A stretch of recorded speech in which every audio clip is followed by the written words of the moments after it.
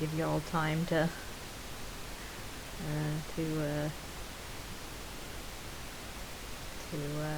get back in. Now, where will the dropped frames go up to?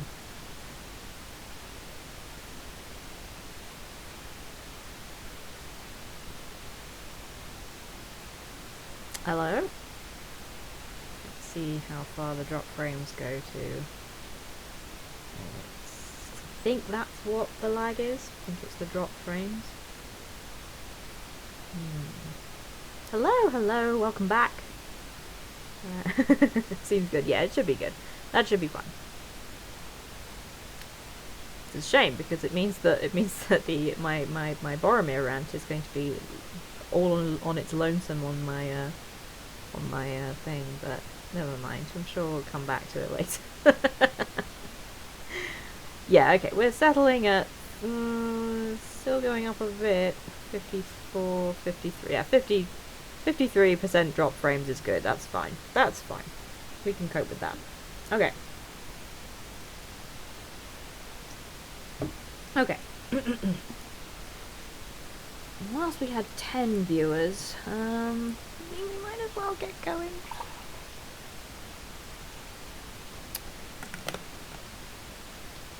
I'm quite excited because I really haven't read the Two Towers in such a long time. It doesn't have my boy, so I just kind of don't read it. but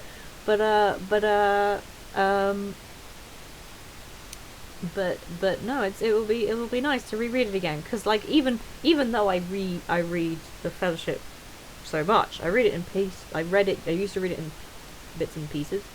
But going all the way through it, I remembered so much about the book that I forgot that I loved so much. So with the Two Towers, that should be even more intense. It also does mean that I'll have to read ahead for memes, because I usually was able to kind of get them off my noggin, but with the Two Towers, I definitely won't be.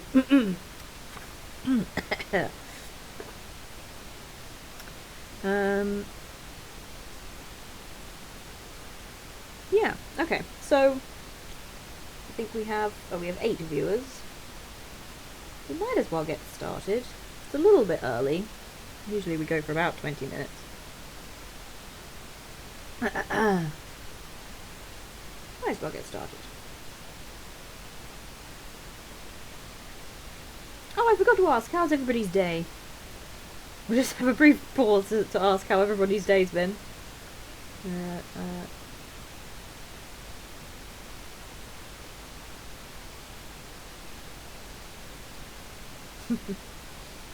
Kaz is real excited about Rohan. Rohan. Yep. Rohan is nice. It's nice and what's the word? Uncontroversial in this particular stream group. A nice uncontroversial land.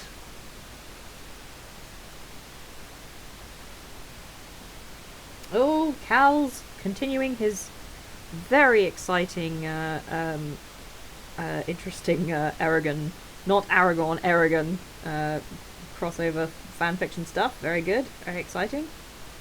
All of the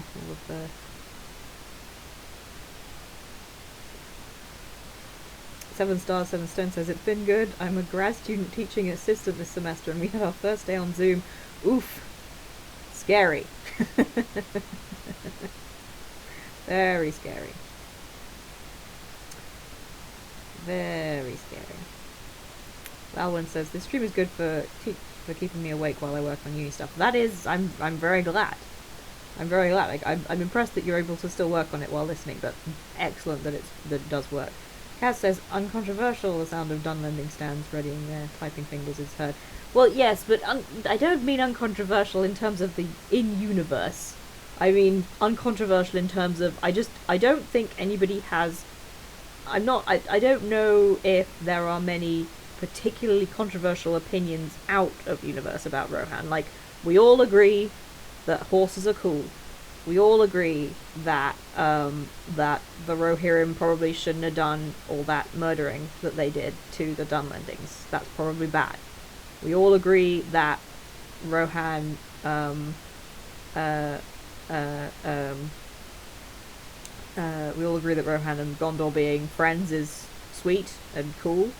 Um, uh, so I think as far as the stream itself will go, I don't see us arguing about many things. But I am saying that now, and I'm thinking to myself, I'm setting myself up for a real dive there. So we'll see how it goes.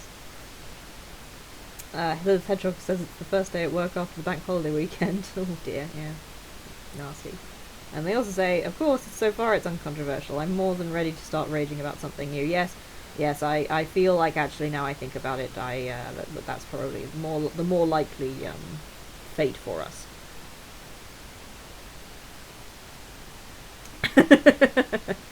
Kaz is practically thirsting, champing at the bit to find a new thing to argue with me over, which is flattering.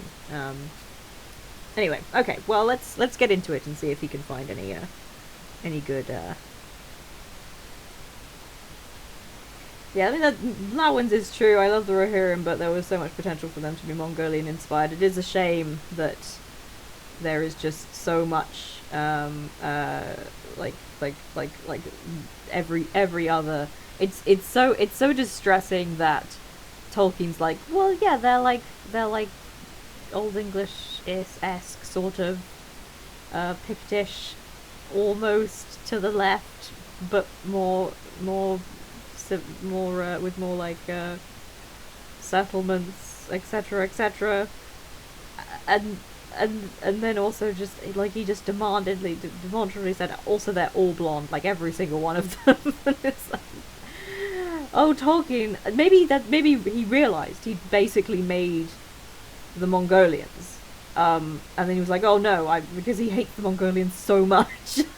Tolkien hates the Mongolians so much, and he just couldn't deal with it, so he had to put as much other shit in there as possible. Reklos says, I'm also ready to start raging, always, yes. Kaz says, I'm like a right-wing provocateur, but with a soul conscience. I'll find something to argue about, even if I don't really care. No, I'm same. But the point is that it's always fun. Like it's never too serious. That's why talking about books is fun, because you don't have to get too serious about it. It's fine that I'm desperately angry that the Valar didn't save Gondor centuries ago. But anyway, okay, let's get into it.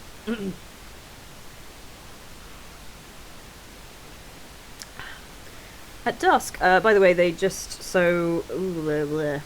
we just talked about how the Horseflords have formerly kept many herds and studs in the Eastern Met, this easterly region of their realm, and there the herdsmen have been wandering much. Oh! Hey, I remembered! Now, before I get just another caveat. So I'm wandering around Rohan in Lord of the Rings Online here. At some point, I do get very lost. Like, I know where I should be going, but I go way too west. And I end up way further west than I should. But I do eventually get back to Fangorn. So let's hope we get to Fangorn in time, because this is 2 hours 17 minutes long. I really put in the work. So yeah. Anyway, okay. So we are at the Eastern Met right now, but Rohan's actually. I won't get into it. We'll wait for a pause. Anyway, so this easterly region of their realm, and there the herdsmen have wandered much, living in camp and tent, even in wintertime. But now all the land was empty, and there was a silence that did not seem to be the quiet of peace. That was the reason. That was what I was going to say. Lord of the Rings Online, this is probably one of the most uncanon things that they do. They have the Eastern Met be more settled. There are like actual settlements and lords and over it all and stuff like that. Whereas in book canon, it's kind of more of a like wide, empty, like not necessarily empty, but people live there in a more nomadic sense than they do in the Westfold. Anyway, at dusk they halted again. Now twice 12 leagues they had passed over the plains of Rohan, and at the wall of the Emin Muil was lost in the shadows of the east. The young moon was glimmering in a misty sky, but it gave small light, and the stars were veiled. Now do I most grudge a time of rest or any halt in our chase, said Legolas. The orcs have run before us, as if the very whips of Sauron were behind them. I fear they have already reached the forest and the dark hills, and even now are passing into the shadows of the trees. Gimli ground his teeth. This is a bitter end to our hope and to our toil, he said. To hope, maybe, but not to toil, said Aragorn. We shall not turn back here, yet I am weary. He gazed back along the way that they had come towards the night gathering in the east. There is something strange at work in this land. I distrust the silence. I distrust even the pale moon. The stars are faint and I am weary as I have seldom been before, weary as no ranger should be with a clear trail to follow. There is some will that lends speed to our foes and sets an unseen barrier before us, a weariness that is in the heart more than in the limb. Truly, said Legolas, that I have known since first we came down from the Emin Muil, for the will is not behind us but before us. He pointed away over the land of Rohan, into the darkling west under the sickle moon. Saruman, muttered Aragorn, but he shall not turn us back. Halt we must once more, for, see, even the moon is falling into the gathering cloud. But north lies our road, between Down and Fen, when day returns. As before, Legolas was first afoot, if indeed he had ever slept. Awake, awake, he cried. It is a red dawn. Something strange awaits us by the eaves of the forest. Good or ill, I do not know, but we are called. Awake! The others sprang up, and almost at once they set off again. Slowly, the downs drew near. It was still an hour before noon when they reached them, green slopes rising to bare ridges that ran in a line straight towards the north. At their feet the ground was dry, and the turf short, but a long strip of sunken land, some 10 miles wide, lay between them, and the river wandering deep in dim thickets of reed and rush. Just to the west of the southernmost slope there was a great ring, where the turf had been torn and beaten up by many trampling feet. From it the orc trail ran out again, turning north along the dry skirts of the hills. Aragorn halted and examined the track closely. They rested here a while, he said, but even the outward trail is already old. I fear that I fear that your heart spoke truly, Legolas. It is thrice 12 hours, I guess, since the orcs stood where we now stand. If they held to their pace, then at sundown yesterday they would have reached the borders of Fangorn. I can see nothing away north or west but grass dwindling into mist, said Gimli. Could we see the forest if we climb the hills? It is still far away, said Aragorn. If I remember rightly, these downs run 8 leagues or more to the north, and then northwest to the issuing of the Entwash. There lies still a wide land. Another 15 leagues it may be. Well, let us go on, said Gimli. My legs must forget the miles. They would be more willing if my heart were less heavy. The sun was sinking when at last they drew near to the end of the line of downs. It's interesting. It's interesting that we never really get this concept, but the fact that, I keep forgetting it, but the whole point is that Rohan feels bad to live in now. Like, Saruman's so powerful, he's making the whole land feel bad to live in, and making everyone in it more tired, and making the orcs less tired, which is, it's cool to know, and it seems kind of important, but it's interesting in terms of, like, Kaz says Saruman brought down the property value of Rohan. Yeah, basically. It's quite funny. They should have, Lord of the Rings Online should have had a, because they have in Mordor, they have like the Shadow of Mordor kind of effect when you go into Mordor, and it weakens your character. But I guess it should have also been in Rohan too. Anyway, and Gondor again. For many hours they had marched without rest. They were going slowly now, and Gimli's back was bent. Stone hard are the dwarves in labour or journey, but this endless chase began to tell on him, as all hope failed in his heart. Aragorn walked behind him, grim and silent, stooping now and again to scan some print or mark upon the ground. Only Legolas still stepped as lightly as ever, his feet hardly seeming to press the grass, leaving no footprints as he passed. But in the way-bread of the elves he found all the sustenance that he needed, and he could sleep, if sleep it could be called by men, resting his mind in the strange paths of elvish dreams, even as he walked open-eyed in the light of this world. So elves are birds, basically. Elves are birds. Elves are birds. I quite like that. Legolas has turned off half his brain. That seems in character. That seems in character that Legolas could just turn off his fucking brain. Oh, Kaz. Kaz says Shadow of what now? Yes, I did notice myself saying it. That is what they call it in Lord of the Rings Online. But I wish they didn't. And we're not going to invoke that terrible power here.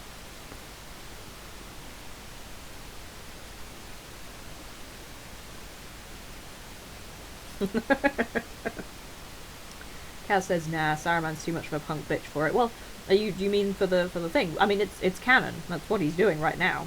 He's making everything miserable to be. He's making Rohan miserable to live in. I'm pretty sure that's the canon. And then Rakgloss says, Saruman's a great and powerful wizard. I'm truly delighted that Rakgloss continues to insist on defending all of the grotty little men in Lord of the Rings. Every grotty man is Rakgloss will stand.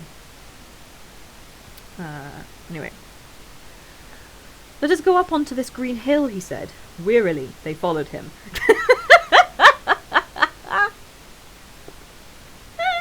That's very funny. Legolas, come on, let's go up onto the top of this cool green hill. And they're like, okay, I guess if you need to, Legolas, fine, we're coming. Wearily they followed him, climbing the long slope until they came out upon the top. It was a round hill, smooth and bare, standing by itself, the most northerly of the downs. The sun sank, and the shadows of evening fell like a curtain.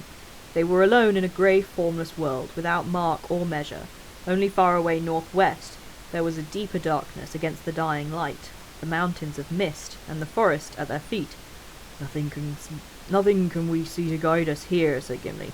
Well, now we must halt again, and wear the night away. It is growing cold. The wind in the north, from the snows, said Aragorn. And ere morning it will be in the east, said Legolas. But rest, if you must. Yet do not cast all hope away. Tomorrow is unknown. Reed oft is found at the rising of the sun. 3 suns already have risen on our chase and brought no counsel, said Gimli. The night grew ever colder. Gimli and Aragorn slept fitfully, and whenever they woke they saw Legolas standing beside them, or walking to and fro, singing softly to himself in his own tongue. And as he sang, the white stars opened in the hard black vault above. So the night passed. Together they watched the dawn grow slowly in the sky, now bare and cloudless, until at last the sunrise came. It was pale and clear. The wind was in the east, and all the mists had rolled away. Wide lands lay bleak about them in the bitter light. Ahead, and eastward, they saw the windy uplands of the wold of Rohan, that they had already glimpsed many days ago from the great river. Northwestward stalked the dark forest of Fangorn. Still 10 leagues away stood its shadowy eaves, and its further slopes faded into the distant blue. Beyond there glimmered far away, as if floating on a grey cloud, the white head of tall Mithridas. Mithridas? Is that how you... Mithradras, yes. The last peak of the Misty Mountains. Out of the forest the Entwash flowed to meet them, its stream now swift and narrow, and its banks deep cloven. The Orc trail turned from the downs towards it. Following with his keen eyes the trail to the river, and then the river back towards the forest, Aragorn saw a shadow on the distant green, a dark, swift-moving blur.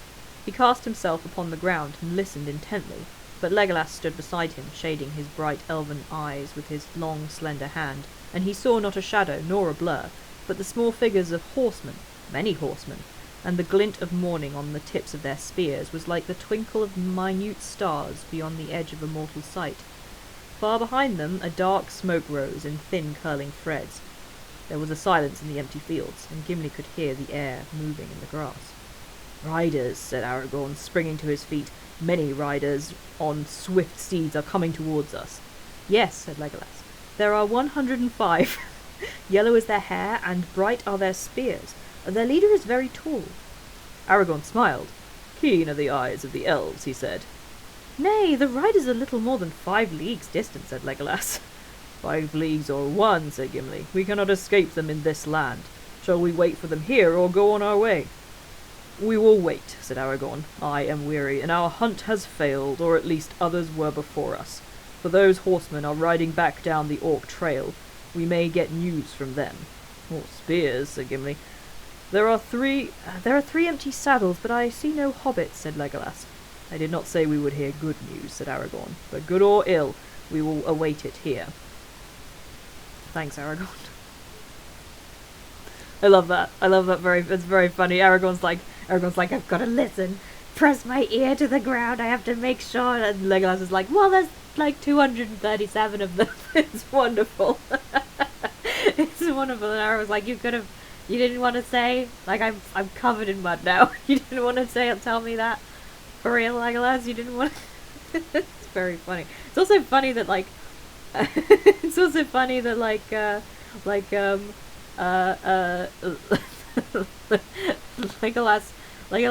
Aragorn just doesn't seem to remember that Legolas can do this. Like, it's automatic. He has to just fucking drop at any moment when he needs to hear something. He's so eager.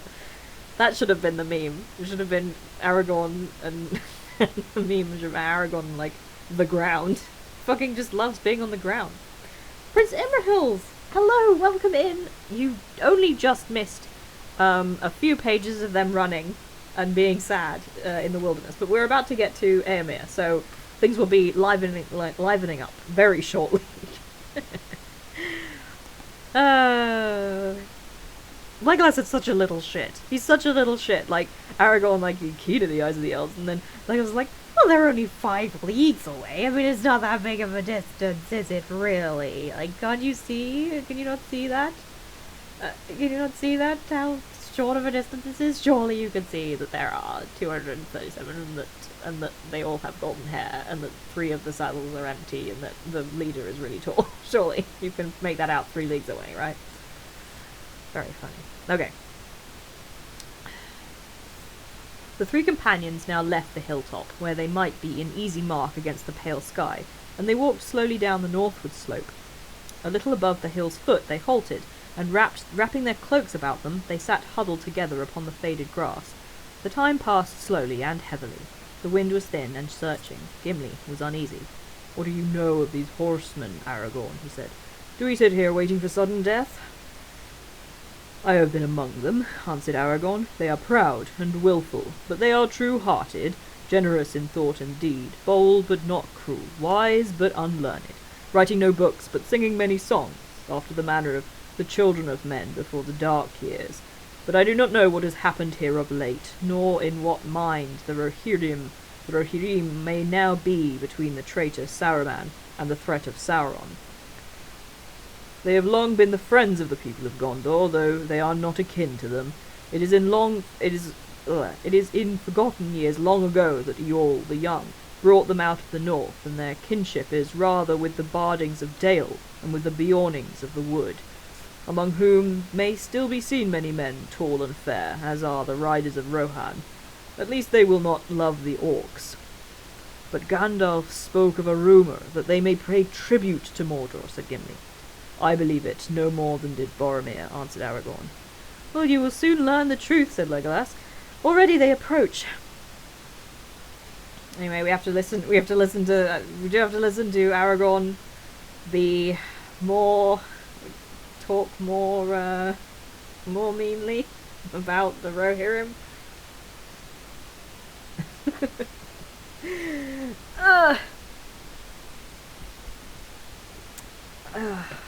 It's not the meanest he could be. It's basically true. The only patronising bit, oh, excuse me, is the proud and willful part, as if Gondor isn't proud or willful. like, please describe any one of the other races or people who could be described as willless and not proud. Anyway. Ah, Peaches is in. Wonderful.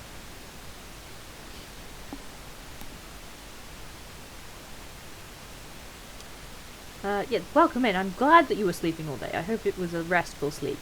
Kaz says, Aragorn, Eeyore came in the Forgotten Years. Legolas, well, it's only 500 years ago or so. Yeah, I know, it's it is quite funny, because, and like Legolas probably has, I mean, they came out of the north, but what he means by the north is, like, next to Legolas's home, so, they came out of the north, but yeah.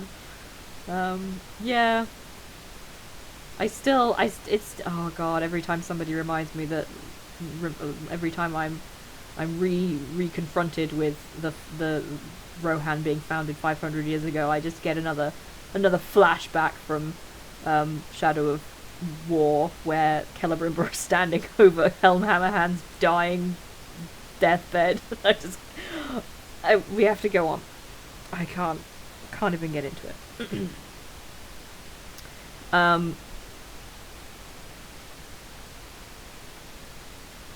Oh, Kaz, do you not know? Oh, Kaz, you should watch the Shadow of War. You should watch the Shadow of War streams that Cal is doing, because did you really not know this? Did you not know what they do? Like, it's like a scene. Oh no. Oh, Kaz, you don't.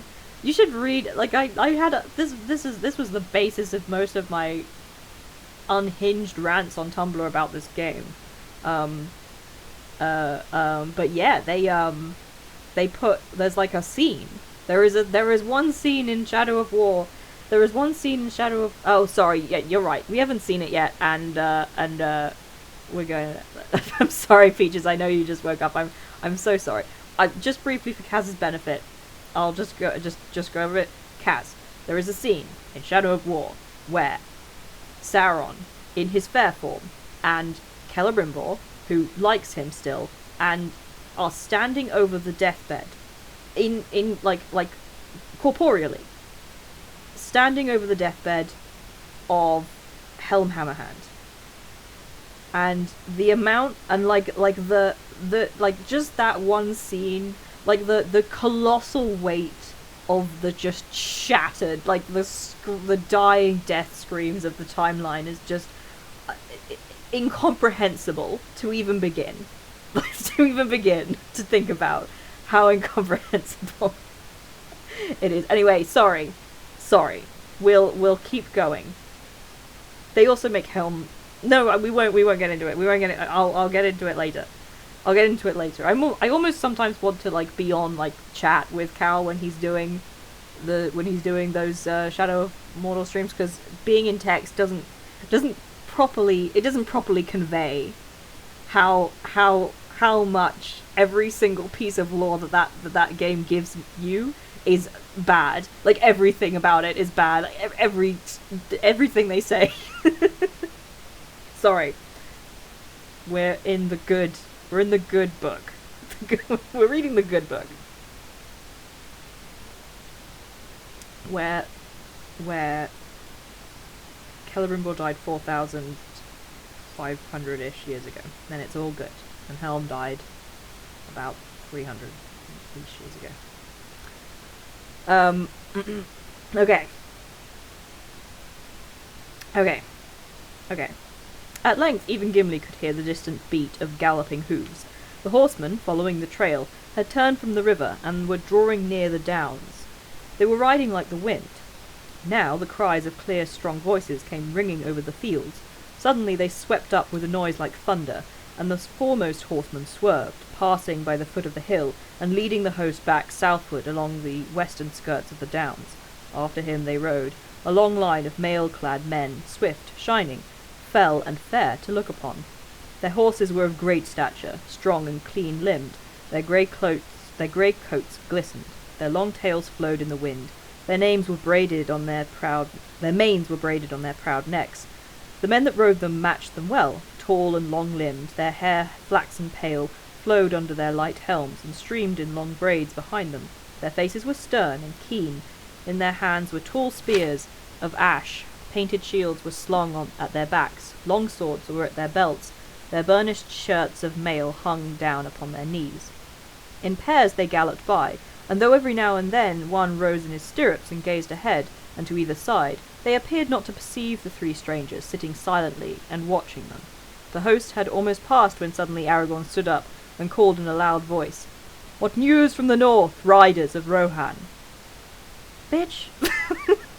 So he hasn't changed that much from when we first met him in Bree. He hasn't changed that much, really. Like, this is as bad as that time when he, like, let Barleyman, like, get into Frodo's room and then had to jump out at him from behind the door. like, for real. You could just say hello. Like, you didn't have to do that. Like, you spooked them. What are you thinking of doing? You just saw them walk by with lots of spears. Like, what were you thinking? What was going to be better when they were all the way up? Never mind. With astonishing speed and skill, they checked their steeds, wheeled, and came charging round.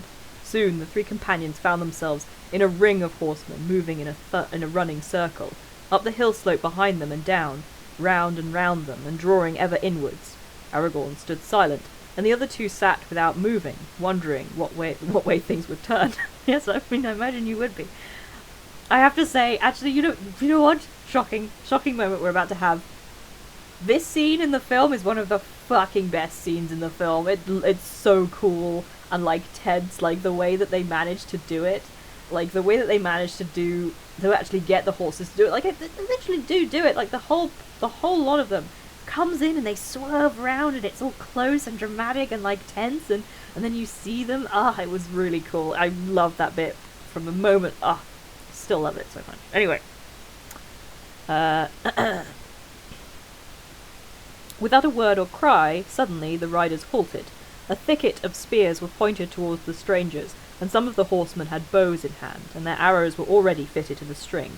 Then one rode forward, a tall man, taller than all the rest, from his helm, taller than all the rest. From his helm as a crest, a white horsetail flowed. He advanced until the point of his spear was within a foot of Aragorn's breast. Aragorn did not stir. Oh, damn it, I forgot to figure out what I was going to make Éomer sound like. I feel like I'm not doing very well at distinguishing any of these voices anyway. I don't know how to do an accent, but, let me think.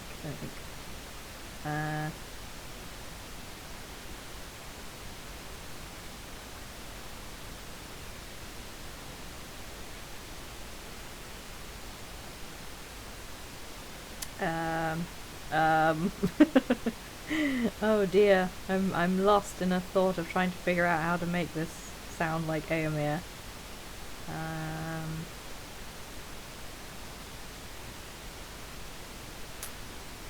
We'll just go for it. "Who are you, and what are you doing in this land?" said the rider, using the common speech of the West, in manner and tone like to the speech of Boromir, man of Gondor. "I am called Strider," answered Aragorn. "I came out of the north. I am hunting orcs." The rider leapt from his horse, giving his spear to another, who rode up and dismounted at his side. He drew his sword, and stood face to face with Aragorn, surveying him keenly, and not without wonder. At length he spoke again. "At first I thought that you yourselves were orcs," he said, "but now I see that it is not so. Indeed, you know little of orcs if you go hunting them in this fashion. They were swift and well armed, and they were many. You would have changed from hunters to prey if you had overtaken them. But there is something strange about you, Strider."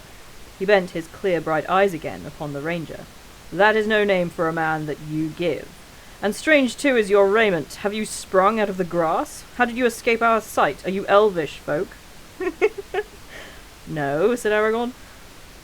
"Oh, one only of us is an elf. Legolas, from the woodland realm in distant Mirkwood, but we have passed through Lothlorien, and the gifts and favour of the lady go with us." The rider looked at them with renewed wonder, but his eyes hardened. Then there is a lady in the Golden Wood, as old tales tell," he said. "Few escape her nets, they say. These are strange days. If you have her favour, then you are also net weavers and sorcerers, maybe." He turned a cold glance suddenly upon Legolas and Gimli. "Why do you not speak, silent ones?" he demanded. Gimli rose and planted his feet firmly apart. His hand gripped the handle of his axe, and his dark eyes flashed. "Give me your name, horse master, and I will give you mine, and more besides," he said. "As for that," said the rider, staring down at the dwarf, "the stranger should declare himself first, yet I am called Éomer, son of Éamund, and I am called the third marshal of the Riddermark." Then Éomer, son of Éamund, third marshal of the Riddermark, let Gimli, the dwarf, Gloween's son, warn you against foolish words. You speak evil of that which is fair beyond the reach of your thought, and only little wit can excuse you.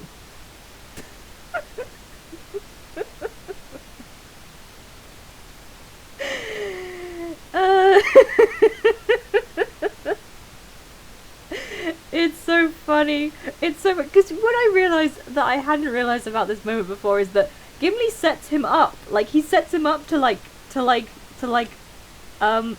the word? To like drag him. Like, he sets him up to like give a like cool clap back. Like he literally he sets him up. He's like, well, no, you tell me your name. And then Éomer's like, yeah, sure, I mean, I guess you're really, that's weird, but I guess I'll tell you my name. And then Gimli's like, well, bitch, don't be mean about Galadriel. This is the most rudest shit that Gimli ever does. But yeah, it's a masterful words. It's a big power move. It's really bad. I wish he didn't do it, but it's very funny of him. And like it's so funny that Gimli's like, Gimli was the one who was just saying. Gimli was the one who was just saying, like, are we coming to our deaths? And then the guy rides up and he's like, well, I guess if I have to die here, I'll die with a bang. Like, it really does. That's very funny. Lawan says it's like they're playing a video game and Gimli insists on hitting all the wrong dialogue options. That's exactly it. Rakos is also right. Why are you cheering? It's the elf indoctrination at work. It is true. It is real bad that Gimli has just decided to stand so hard so quickly. Like, really, Gimli, all she did was like be mildly polite to you after her husband like after you were like threatened with death. Like, come on, this is the time you choose to really like settle in on it. But anyway, it's still very funny. Éomer's eyes blazed, and the men of Rohan murmured angrily and closed in, advancing their spears. Also, actually, I have to stop. Also, Gimli, did you have to do it about the like Éomer literally is saying, he's literally saying, few escape her nets. Like again, we have to confront the fact that men of Rohan have wandered into the Golden Wood so often and never come out again that it's now a black place, and Galadriel's like some kind of like fucking witch vampire who steals children to them. So did you have to come down on this bit, Gimli? Anyway, he's really becoming a wife guy at this point, even though he's not his wife. Yeah, Kaz, I'm talking to you. Anyway.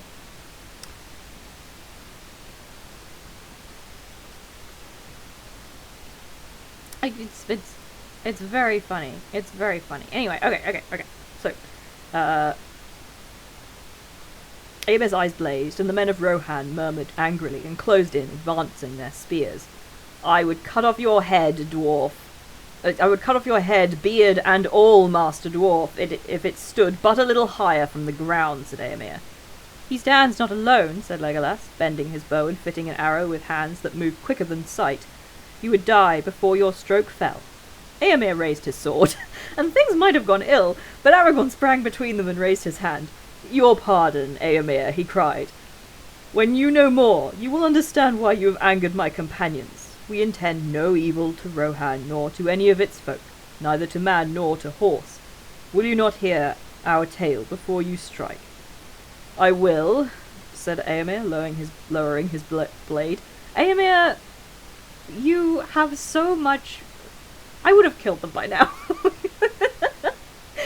He has so much. Eomer's. We love Eomer. He's a little bit sweet, but he's a good boy. Anyway, I will, said Eomer. "I will," said Eomer, lowering his blade. "But wanderers in the Riddermark would be wise to be less haughty in these days of doubt.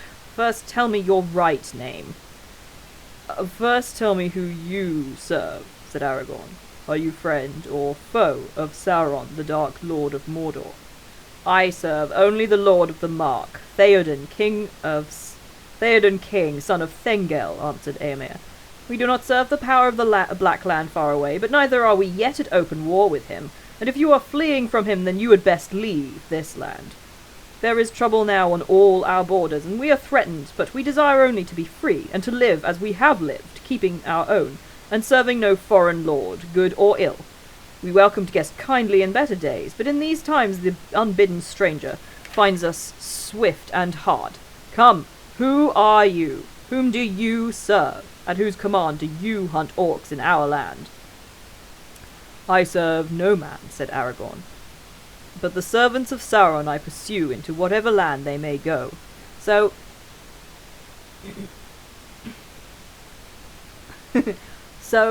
Aragorn's been being like after that little blip where he spooked them. Aragorn's been being like fine, like he's been being just diplomatic. This is going to end now. He's gonna do some wild shit in a second, so y'all should brace for this is hard. I'm gonna find this hard to read. "I serve no man," said Aragorn, "but the servants of Sauron I pursue into whatever land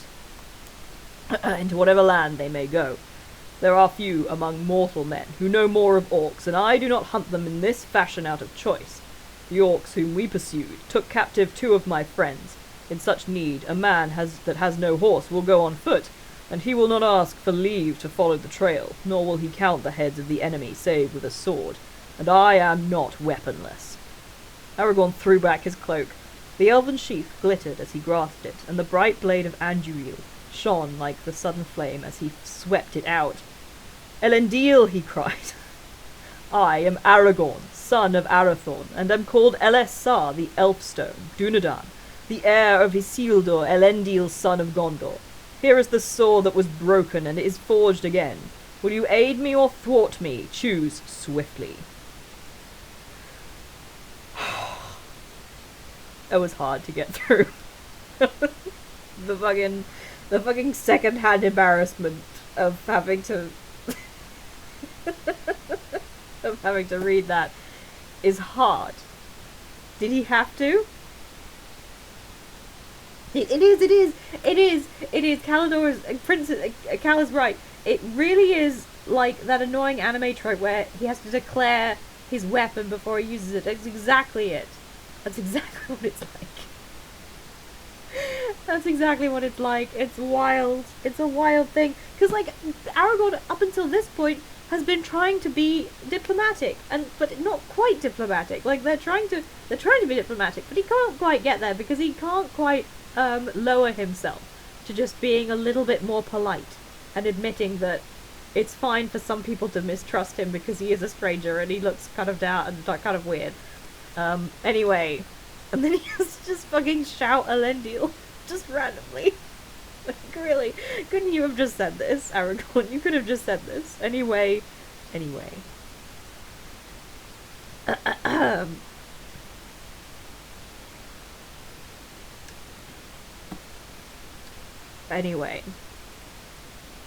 Gimli and Legolas looked at their companion in amazement. Sorry, hang on. They looked at their companion in amazement, but they had not seen him in this mood before.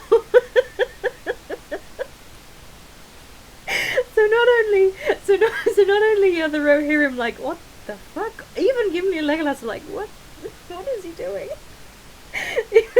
Dude, bro, is this the time? Like, I know I just clapped back against this dude, but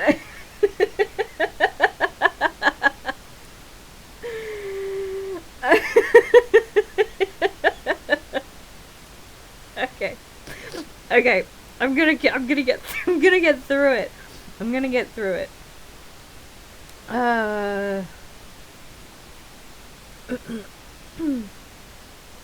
Okay, I'm gonna get through it. Right. They had not seen him in this mood before. He seemed to have grown in stature, while Éomer had shrunk, and in his living face they caught a brief vision of the power and majesty of the kings of stone. For a moment it seemed to the eyes of Legolas that a white flame flickered in the brows of Aragorn like a shining crown. It would be Legolas who just thought that was cool. It would be Legolas who was like, that's cool. Like Legolas and Gimli look at this and they're like, and they have like completely opposite reactions to what's happening. Gimli's like, what the fuck? And Legolas is like, oh my god, that's so cool.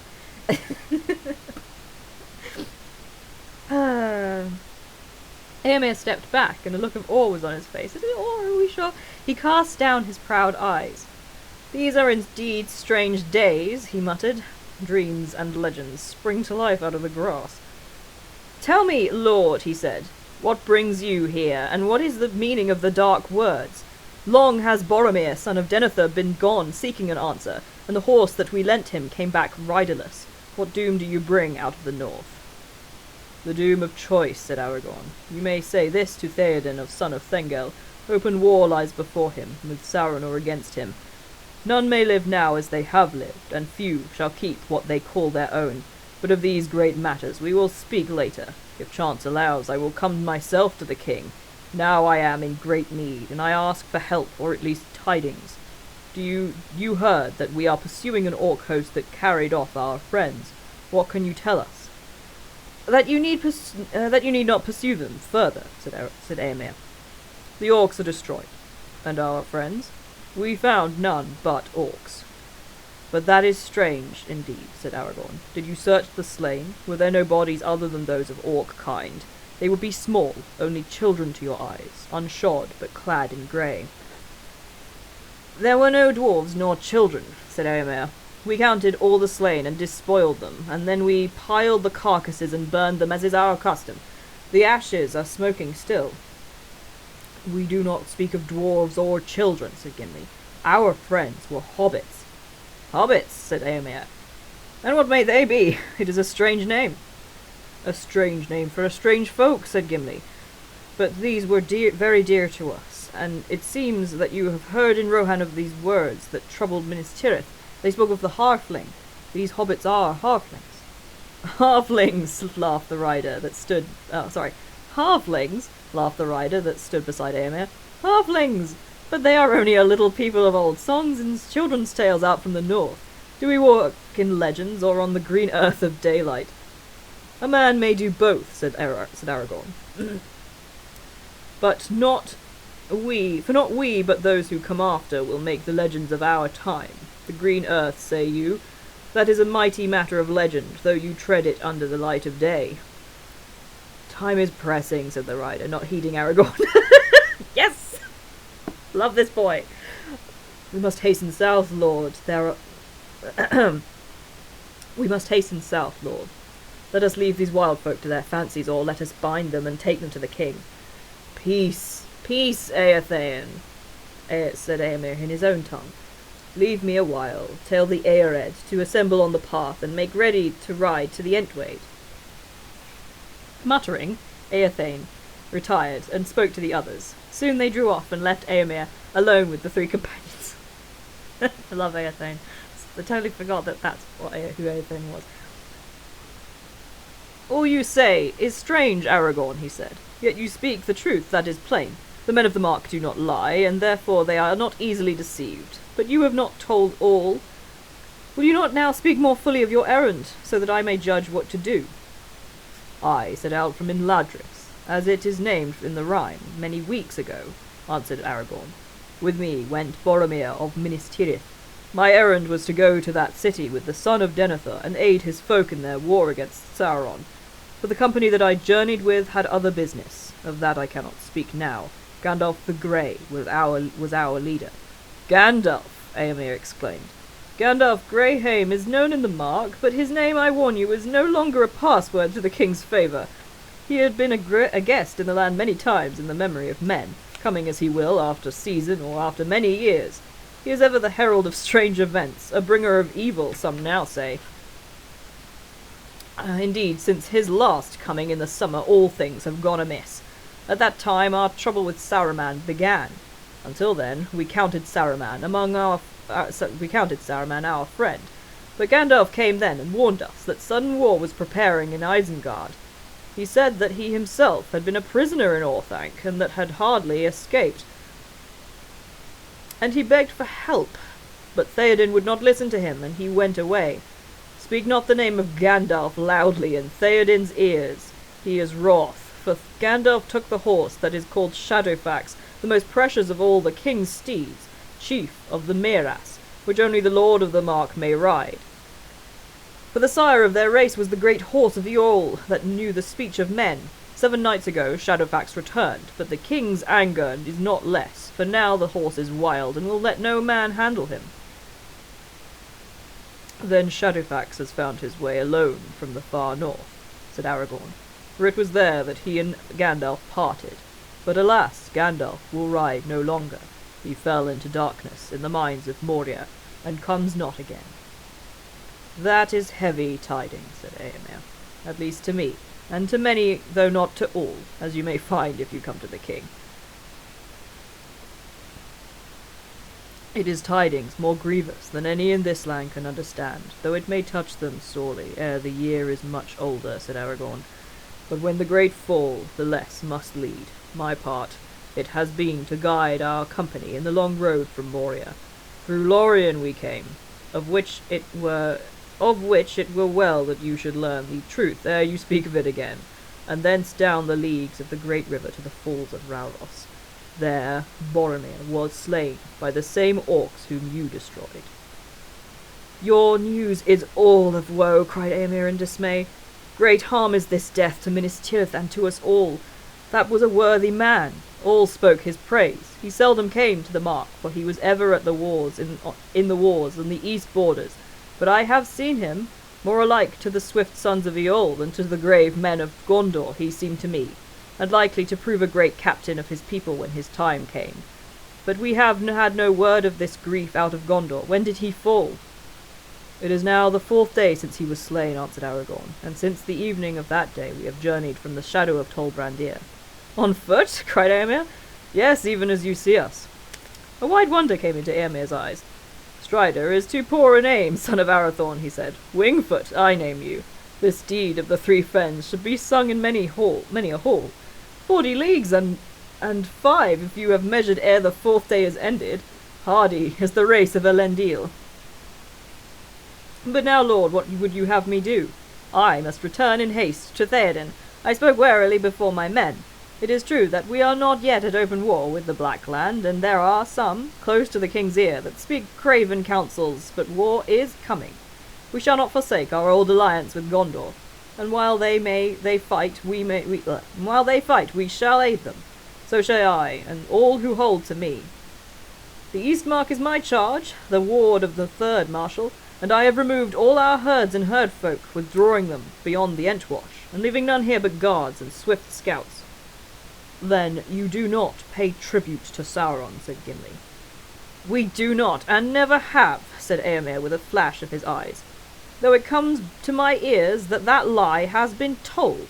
Some years ago, the Lord of the Blackland wished to purchase horses of us at great price, but we refused him, for he puts beasts to evil use. Then he sent plundering orcs, and they carry off what they can, choosing always the black horses. Few of these are now left. For that reason our feud with the orcs is bitter. But at this time our chief concern is with Saruman. He has claimed lordship over all this land, and there has been war between us for many months. He has taken orcs into his service, and wolf riders and evil men, and he has closed the gap against us, so that we are likely to be beset both east and west. It is ill dealing with such a foe. He is a wizard, both cunning and Dwemer crafty, having many guises. He walks here and there, they say, as an old man, hooded and cloaked, very alike to Gandalf, as many now recall. His spies slip through every net, and his birds of ill omen are abroad in the sky. I do not know how it will all end, and my heart misgives me, for it seems to me that his friends do not all dwell in Isengard. But if you come to the king's house, you shall see for yourself. Will you not come? Do I hope in vain that you have been sent to me for help in doubt and in need? I will come when I may, said Aragorn. Come now, said Éomer. The heir of Elendil would be a strength indeed to the sons of Eorl in this evil tide. There is battle even now upon the western met, and I fear that it may go ill for us. Indeed, in this riding north I went without the king's leave, for in my absence his house is left with little guard. But scouts warned me of the orc host coming down from the east wall 3 nights ago, and among them they reported that some bore the white badges of Saruman, so suspecting what I most fear, a league between Orthanc and the Dark Tower, I led forth my Ered, men of my own household, and we overtook the orcs at nightfall 2 days ago, near to the borders of the Entwood. There we surrounded them, and gave battle yesterday at dawn. 15 of my men I lost, and 12 horses, alas, for the orcs were greater in number than we counted on. Others joined them, coming out of the east across the great river. Their trail is plain to see a little north of this spot, and others too came out of the forest. Great orcs, who also bore the white hand of Isengard. That kind is stronger, and more fell than all others. Nonetheless, we put an end to them. But we have been too long away. We are needed south and west. Will you not come? There are spare horses, as you see. There is work for the sword to do. Yes, and we could find a use for Gimli's axe and the bow of Legolas, if they will pardon my rash words concerning the Lady of the Wood. I spoke only as do all men in my land, and I would gladly learn better. I thank you for your fair words, said Aragorn, and my heart desires to come with you, but I cannot desert my friends while hope remains. Hope does not remain, said Éomer. You will not find your friends on the north borders. Yet my friends are not behind. We found a clear token not far from the east wall that one, at least, of them was still alive. But between the wall and the downs we have found no other trace of them, and no trail has turned aside, this way or that, unless my skill has wholly left me. Then what do you think has become of them? I do not know. They may have been slain and burned among the orcs, but that you will say cannot be, and I do not fear it. I can only think that they were carried off into the forest before the battle, even before you encircled your foes, maybe. Can you swear that none escaped your net in such a way? I would swear that no orc escaped after we sighted them, said Éomer. We reached the forest eaves before them, and if after that any living thing broke through our ring, then it was no orc, and had some elvish power. Our friends were attired even as we are, said Aragorn, and you passed us by under the full light of day. I had forgotten that, said Éomer. It is hard to be sure of anything among so many marvels. The world is all grown strange. Elf and dwarf in company walk in our daily fields, and folks speak with the Lady of the Wood and yet live, and the sword comes back to war that is broken in the long ages ere the fathers of our fathers rode into the mark. How shall a man judge what to do in such times? As he has ever judged, said Aragorn. Good and ill have not changed since yesteryear, nor are they one thing among elves and dwarves and another among men. It is a man's part to discern them, as much in the Golden Wood as in his own house. True indeed, said Éomer, but I do not doubt you, nor the deed which your heart would do, yet I am not free to do all as I would. It is against our law to let strangers wander at will in our land, until the king himself shall give them leave, and more strict is the command in these days of peril. I have begged you to come back willingly with me, and you will not. Loath I am to begin a battle of 100 against 3. I do not think your law was made for such a chance, said Aragorn. Nor indeed am I a stranger, for I have been in this land before, more than once, and ridden with the host of the Rohirrim, though under another name and another guise. You I have not seen before, for you are young, but I have spoken with Éomund, your father, and with Theoden, son of Thengel. Never in former days would any high lord of this land have constrained a man to abandon such a quest as mine. My duty at least is clear to go on. Come now, son of Aemond, the choice must be made. At last, aid us, or at the worst, let us go free, or seek to carry out your law. If you do so, there will be fewer to return to your war or to your king. Aemir was silent for a moment. Then he spoke. We both have need of haste, he said. My company chafes to be away, and every hour lessens your hope. This is my choice. You may go, and what is more, I will lend you horses. This only I ask. When your quest is achieved, or is proved vain, return with the horses over the Entway to Meduseld, the high house in Edoras, where Theoden now sits. Thus you shall prove to him that I have not misjudged. In this I place myself, and maybe my very life, in the keeping of your good faith. Do not fail. I will not, said Aragorn. I had to get through... I'm trying to get...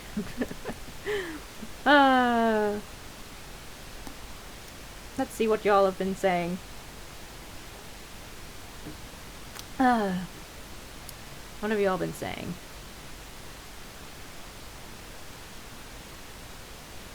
Yes, Boromir's horse comes back. And I totally forgot this, but it comes back because they gave it to him. So does that mean that Boromir was walking all the way from Gondor to Rohan, and then they were like, bro, what are you doing? Take a bloody horse. That's very funny, actually. That's actually very funny. But it means that Éomer, so they met. Éomer met along the way. And so again, more... Sorry. Éomer met them again, which means the third government. Anyway, so what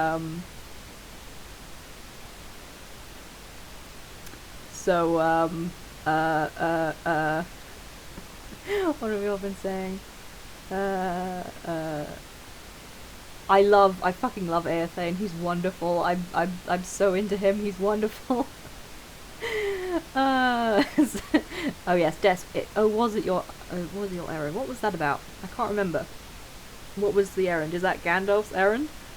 Or it was Aragorn lying through his teeth. It was Aragorn lying through his teeth, that's right. Aragorn lying through his teeth, or admitting that he's doing a very bad job at his errand, apparently. Yes, Gandalf was very rude. Like, it wasn't just, like, it's not just, like, he takes the best horse. And then somehow Shadowfax, Valinor propagandas Shadowfax, to stop, going, being ridden by any of the people who Shadowfax is, breaking the fucking tenet of his ancient grandfather or whatever, Feloroth's, whole deal. He's breaking his word, which is wild for Gandalf to make him do. It's never explained why that's the case. I don't think it's explained anyway. I don't think it's explained why being around Gandalf for a while just makes Shadowfax hate the Rohirrim. Yes, it's very on brand for Gandalf. Ragnar says, they never say Gandalf died, it's always he fell or something like that. I mean, that's because he doesn't die. He did fall, he fell, and now he's not here anymore. But he's not dead, he's definitely still around. He's just not here. Kaz says Éomer is such a smart leader. Removing his folk into a more fortified positions whilst orcs were abroad. Sauron stealing only black horses for the aesthetic is iconic. Éomer's wonderful. I really like Éomer. I forgot how much I liked Éomer. It's clever. He's just very, it's this unspoken, this unspoken, capability of all the Rohirrim who have been managing this situation. Éomer says that the trouble started literally just as I mean, I guess he wouldn't really give any intimation of courtly issues and problems and stuff, so yeah. Gimli does just keep going, yeah, Rakglos. But yeah, Sauron just stealing black horses is still the wildest shit. Like, he literally won't deal with any horses. But, like, you could... Is there no, like, special, like... Surely Sauron knows a way to just fucking paint horses black. Like, is it really that hard? So hard that you're like, no, only steal black horses. Well, never mind.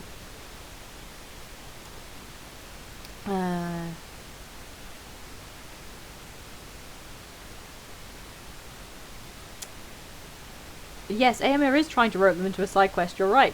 I mean, he essentially does. I think it's like, the way Aemir is like, no, but could you, like, I actually really love it. It's very funny because Aemir really is like, no, but for real though, could you come and help? Like, could you please? I kind of toned it down before. It's real bad. Can you come and help? Please? Damn it, the walking video has gotten into Fangorn too early, but never mind. Oh dear, Peaches shut their whole brain off as they were catching up on Tumblr. I'm so sorry. I'm so sorry. Dessa says maybe he is spooked by Saruman's hold over Theoden, like the vibes make Shadowfax freak out. That's actually a good point. I think I kind of vaguely thought about that, but then I moved on before I could.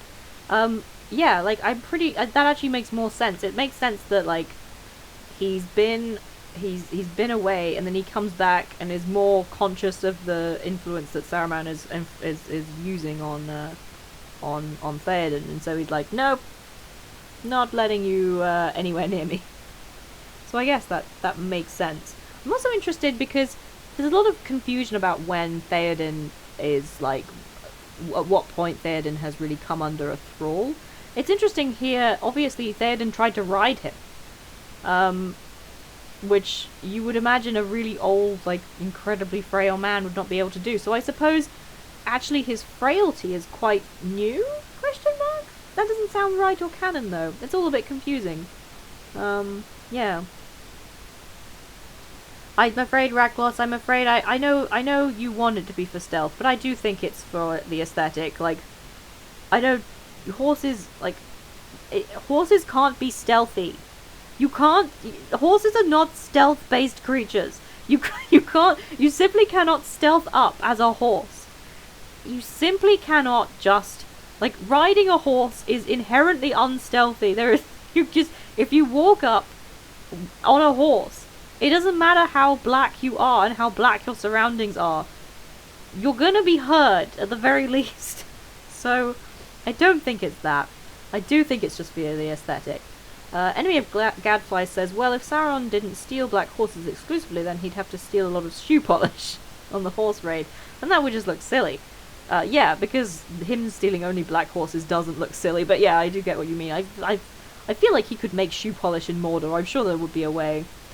Carol says, horse is made for run only. Run and break what bones horses are best at. Yes. Run and break are what horses are best at, yeah, and break and die. Also. Poor horses. They really aren't made to last. Okay, on we go. I want to get to Fangorn, so we're in the right place on the stream. There was great wonder, and many dark and doubtful glances among his men, when Éomer gave orders that the spare horses were to be lent to the strangers, but only Eothane dared to speak openly. It may be well enough for this lord of the race of Gondor as he claims, he says, but who has heard of a horse of the mark being given to a dwarf? No one, said Gimli. And do not trouble, no one will ever hear of it. No one will ever hear of it. I would sooner walk than sit on the back of any beast so great, free or begrudged. But you must ride now, or you will hinder us, said Aragorn. Come, you shall sit behind me, friend Gimli, said Legolas. Then all will be well, and you need neither borrow a horse nor be troubled by one. A great dark grey horse was brought to Aragorn, and he mounted it. Hasufel is his name, said Éomer. May he bear you well and to better fortune than Geralf, his late master. A smaller and lighter horse, but restive and fiery, was brought to Legolas. Arod was his name, but Legolas asked them to take off the saddle and rein. I need them not, he said, and leapt lightly up, and to their wonder, Aragorn was tame and willing beneath him, moving here and there with but a spoken word. Such was the elvish way with all good beasts. Gimli was lifted up behind his friend, and he clung to him, not much more at ease than Sam Gamgee on a boat. Now, Legolas, I know you don't need the saddle, but I think Gimli would have appreciated it. Oh dear. Okay, anyway. Farewell, and find what you seek, cried Éomer. Return with what speed you may, and let our swords hereafter shine together. I will come, said Aragorn. And I will come too, said Gimli. The matter of the Lady Galadriel lies still between us. I have yet to teach you gentle speech. We shall see, said Éomer. So many strange things have chanced, that to learn the praise of a fair lady under the loving strokes of a dwarf's axe will seem no great wonder. Farewell. Éomer and Gimli are actually very sweet. Very, very sweet.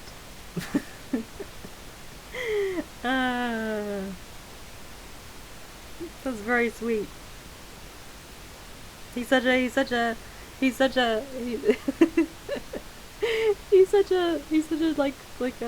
anyway, sorry, he's a real lad. He's a real funny lad.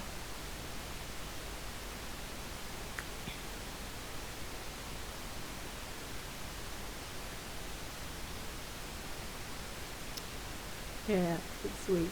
It's sweet. It's sweet. Okay. With that, they parted. Very sweet, very sweet were the horses of the Rohan. Very swift were the horses of Rohan. When after a little Gimli looked back, the company of Éomer were already small and far away. Aragorn did not look back. He was watching the trail as they sped on their way, bending low with his head beside the neck of Hasufel. I bet Hasufel fucking loved that. You're not endearing yourself to this horse. Before long they came to the borders of the Entwash, and there they met the other trail, of which Éomer had spoken, coming down from the east out of the wold. Aragorn dismounted and surveyed the ground. Then, leaping back into the saddle, he rode away for some distance eastward, keeping to one side and taking care not to override the footprints. Then he again dismounted and examined the ground, going backwards and forwards on foot. There is little to discover, he said, when he returned. The main trail is all confused with the passage of the horsemen as they came back. Their outward course must have lain nearer the river. But this eastward trail is fresh and clear. There is no sign there of any feet going in the other way, back towards Anduin. Now we must ride slower, and make sure that no trace or footstep branches off on either side. The orcs must have been well aware, from this point, that they were pursued. They may have made some attempt to get their captives away before they were taken. As they rode forward, the day was overcast. Low grey clouds came over the wold. A mist shrouded the sun. Ever nearer the tree-clad slopes of Fangorn loomed, slowly darkling as the sun went west. They saw no sign of any trail to left or right, but here and there they passed single orcs, fallen in their tracks as they ran, with grey-feathered arrows sticking in back or throat. At last, as the afternoon was waning, they came to the eaves of the forest, and in an open glade among the first trees they found the place of the great burning. The ashes were still hot and smoking. Beside it was a great pile of helms and mail, cloven shields and broken swords, bows and darts and other gear of war. Upon a stake in the middle was set a great goblin head. Upon its shattered helm the white badge could still be seen. Further away, not far from the river, where it came streaming out from the edge of the wood, there was a mound. It was newly raised. The raw earth was covered with fresh, tough-cut turfs, and about it were planted 15 spears. Aragorn and his companions searched far and wide about the field of battle, but the light faded, and evening soon drew down, dim and misty. By nightfall they had discovered no trace of Merry and Pippin. "We can do no more," said Gimli sadly. "We have been set many riddles since we came to Tol Brandir, but this is the hardest to unravel. I would have guessed that the burned bones of the hobbits are now mingled with the orcs. It will be hard news. It will be hard news for Frodo if he lives to hear it, and hard too for the old hobbit who waits in Rivendell. Elrond was against their coming." "But Gandalf was not," said Legolas. "But Gandalf chose to come himself." Sorry. "But Gandalf chose to come himself, and he was the first to be lost," answered Gimli. "His foresight failed him." The Council of Gandalf was not founded on the foreknowledge of safety for himself or for others, said Aragorn. There are some things that it is better to begin than to refuse, even though the end may be dark. But I shall not depart from this place yet. In any case, we must here await the morning light. Is that so, Aragorn? Then what use is Gandalf's foreknowledge not to keep himself or others safe? Then what is the use of him? Why was he coming with you? What was he doing exactly? Oh my goodness. Anyway, a little way beyond the battlefield, they made camp under a spreading tree. It looked like a chestnut, and yet it still bore many broad brown leaves of a former year, like dry hands with long splayed fingers. They rattled mournfully in the night breeze. Gimli shivered. They had brought only one blanket apiece. "Let us light a fire," he said. I care no longer for the danger. Let the orcs come as thick as summer moths around a candle. If those unhappy hobbits are astray in the woods, it might draw them hither, said Legolas. And might draw other things, neither orc nor hobbit, said Aragorn. We are near to the mountain marches of the traitor Saruman. Also, we are on the very edge of Fangorn, and it is perilous to touch the trees of that wood, it is said. But the Rohirrim made a great burning here yesterday, said Gimli, and they felled trees for the fire, as can be seen. Yet they passed the night here safely. When their labour was ended, they were many, said Aragorn, and they do not heed the wrath of Fangorn, for they come here seldom, and they do not go under the trees. But our paths are likely to lead us into the very forest itself, so have a care. Cut no living wood. Well, there is no need, said Gimli. The riders have left chip and bough enough, and there is dead wood lying aplenty.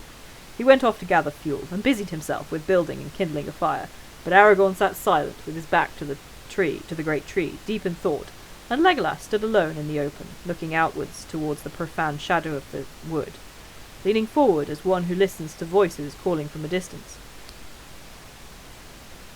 When the dwarf had a small, bright blaze going, the three companions drew close to it and sat together, shrouding the light with their hooded forms. Legolas looked up at the boughs of the tree reaching out above them. "Look," he said, "the tree is glad of the fire." It may have been that the dancing shadows tricked their eyes, but certainly to each of the companions the boughs appeared to be bending this way and that so as to come above the flames, while the upper branches were stooping down. The brown leaves now stood out, stiff, and rubbed together like many cold cracked hands taking comfort in the warmth. There was a silence, for suddenly the dark and unknown forest, so near at hand, made itself felt as a great brooding presence, full of secret purpose. After a while Legolas spoke again. "Celeborn warned us not to go far into Fangorn," he said. "Do you know why, Aragorn?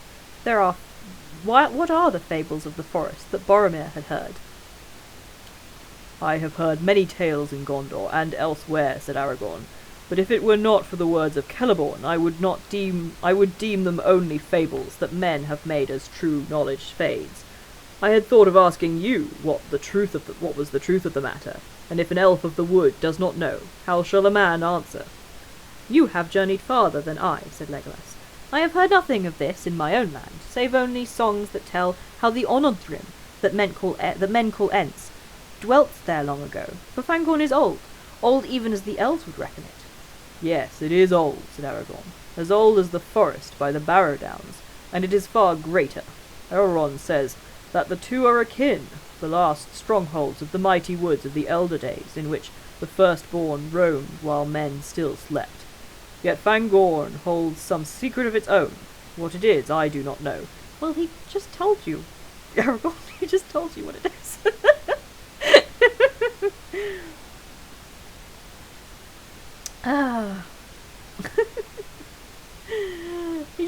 he just told like Legolas is like, yeah, there were Ents there one time. I don't know much about the forest, but I do know that there were Ents there at one time, and Aragorn's like, well, we'll never know.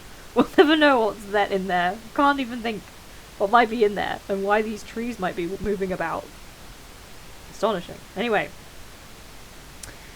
And I do not wish to know, said Gimli.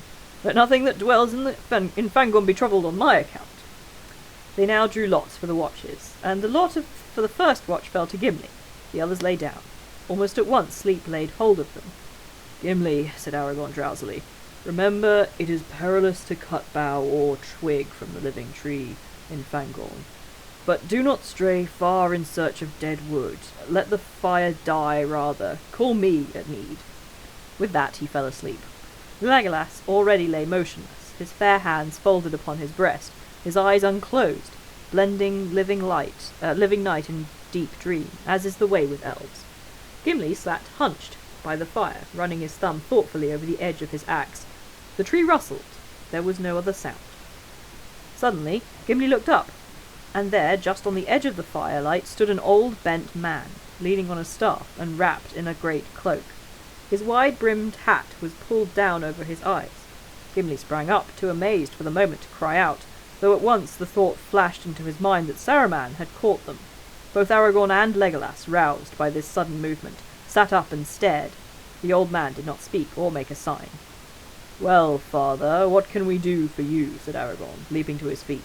"Come and be warm if you are cold." He strode forward, but the old man was gone. There was no trace of him to be found near at hand, and they did not dare to wander far. The moon had set, and the night was very dark. Suddenly Legolas gave a cry. "The horses! The horses!" The horses were gone. They had dragged their pickets and disappeared. For some time the three companions stood still and silent, troubled by this new stroke of ill fortune. They were under the eaves of Fangorn, and endless leagues lay between them and the men of Rohan, their only friends in this wide and dangerous land. As they stood, it seemed to them that they heard far off in the night the sound of horses whinnying and neighing. Then all was quiet again, except for the cold rustle of the wind. "Well, they are gone," said Aragorn at last. "We cannot find them or catch them, so that if they do not return of their own will, we must do without. We started on our feet, and we have those still."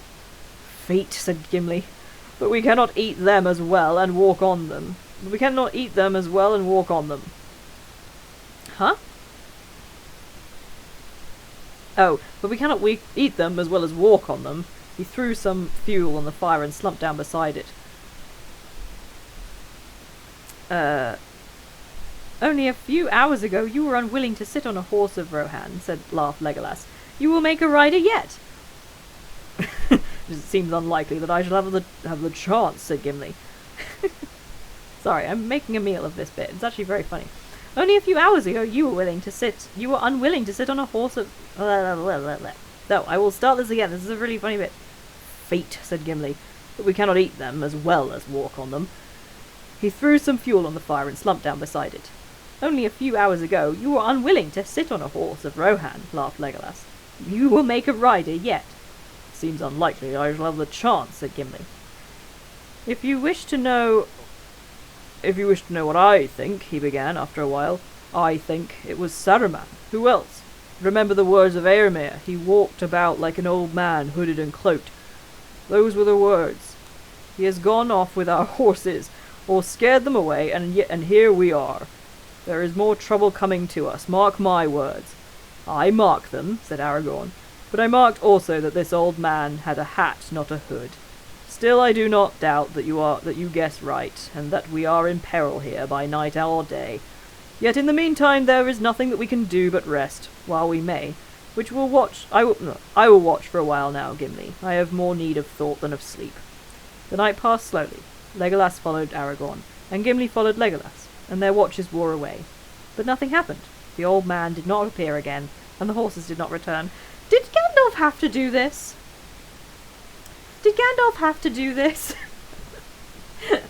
Like, was this really necessary, Gandalf? Did you have to do this?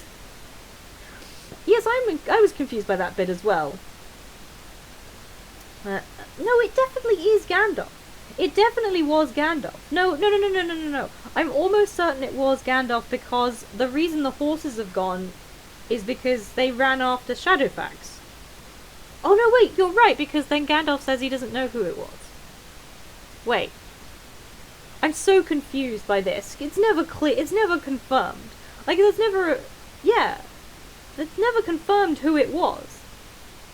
I don't think it was Saruman. I mean, I guess it was. I love the way in that case, actually, if it was Saruman, I love the way Aragorn's like, Yeah, but he didn't have a hat. He had a hat, not a uh uh blah, blah, blah, blah, blah, blah.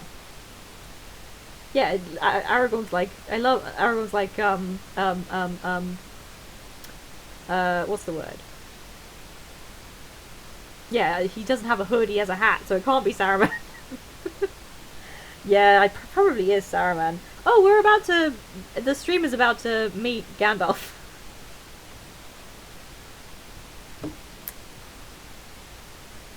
I was sure it was that they just ran off after Shadowfax because they heard him. Not that they were spooked, but I guess they must have been Saruman. That's weird. Maybe he was trying to look like Gandalf, that was the point. Okay. And we're on chapter 3, the Uruk-hai. It's Gandalf time on stream, not Gandalf on the walking video, not Gandalf time right now. But yeah, this is the part where Gandalf is standing there for a while. Anyway, chapter 3, the Uruk-hai. Oh, we are in the right place. Oh, I have a dog. Hang on a second. Hang on a second. Yeah, I love this chapter too. Hang on a second. I have a dog. Let me just go and... It's like fucking... Brabby, it's like 11 o'clock. What are you doing up here?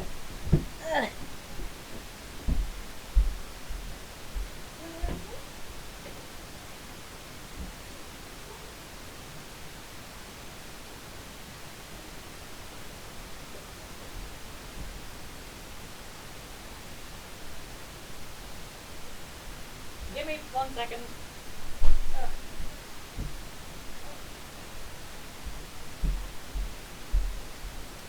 Since I have been disrupted by a dog, I'm just going to go for a brief bio break.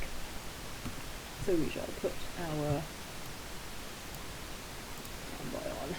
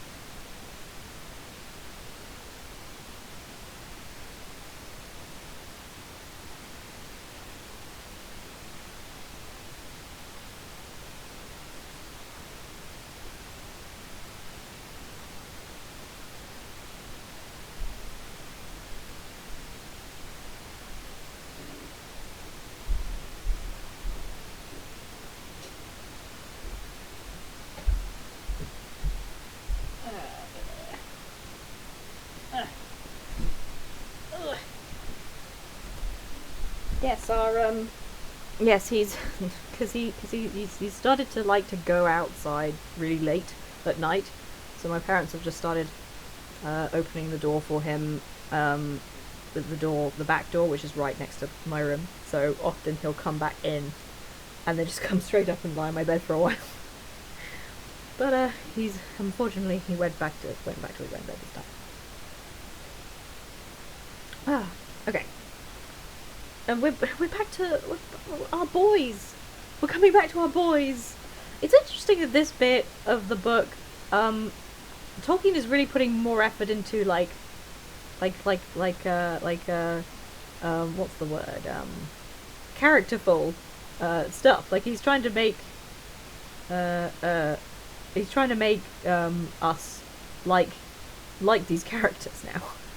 He's doing a bad job with Aragorn, but he likes to make us, he wants to make us like these characters now. So we get more funny moments and more like vignettes of them being friends, and it's sweet. It's quite nice. It's very enjoyable. It's very enjoyable. I forgot again, like that wonderful post that's like, I forgot that Tolkien could do dialogue. He doesn't have to. It's not even just that. He can do funny dialogue too. Okay, so chapter 3, the Uruk-hai.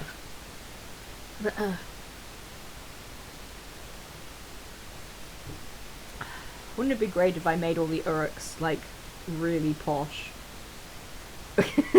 really posh and snippy? I'd be quite into that. Anyway, okay. How long have we been going? Oh, an hour and a half already. Oh my goodness. And that's not even counting the 15 minutes of... Oh! Night, Prince Imrahils. Have a good rest.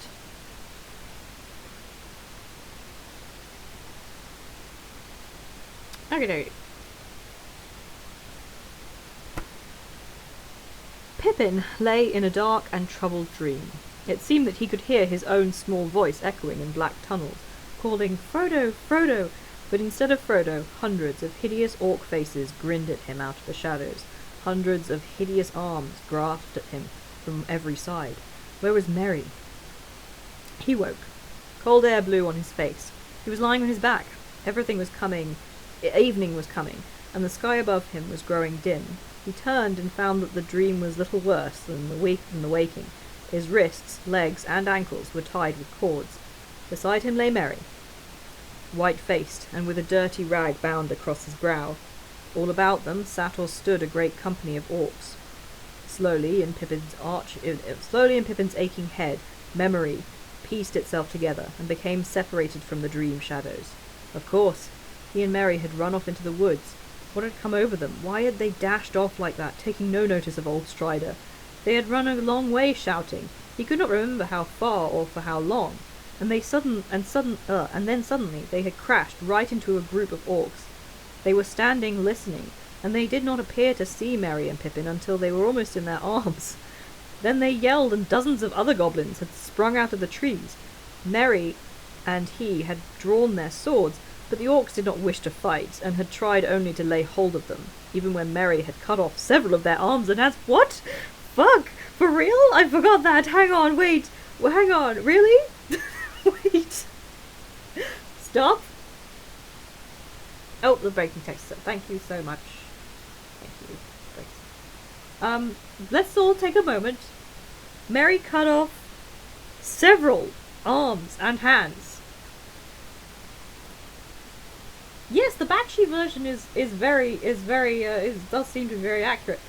But yeah, the real Huron, like several arms and hands? Like more than one? Like one arm would be a real wild moment for Merry.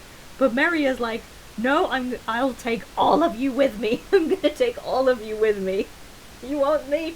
You have to fucking, I'm gonna take every single last one of you with me. Oh my goodness, that's hilarious.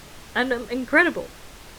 Pippin then says, good old Merry here. For real. But is this good old Merry, or is this a new facet to Merry that we're finding? You can just hew through multiple. I'm feeling more vindicated with my Merry, the Merry that I drew being very a little bit more muscular than the other ones. Right. Okay. Then Boromir had come leaping. Oh dear, we have to go. Oh no, I forgot. We have to go through this again. I have to do this again. Okay. Then Boromir had come leaping through the trees. He had made them fight. He slew many of them, and the rest fled. But they had not gone far on the way back when they were attacked again. Oh! By 100 orcs at least, some of them very large, and they shot a rain of arrows, always at Boromir. Boromir had blown his great horn till the woods rang, and at first the orcs had been dismayed and had drawn back, but when no answer but the echoes came, they had attacked more fiercely than ever. Pippin did not remember much more. His last memory was of Boromir leaning against a tree, plucking an arrow out. Then darkness fell suddenly. Oh God. Oh no. Hang on, okay. So actually what happened is Boromir won the first battle. There were like loads of orcs and he just killed all of them until they ran away. And then a whole other lot of Uruk-hai came upon them and just fired arrows at them from out of nowhere.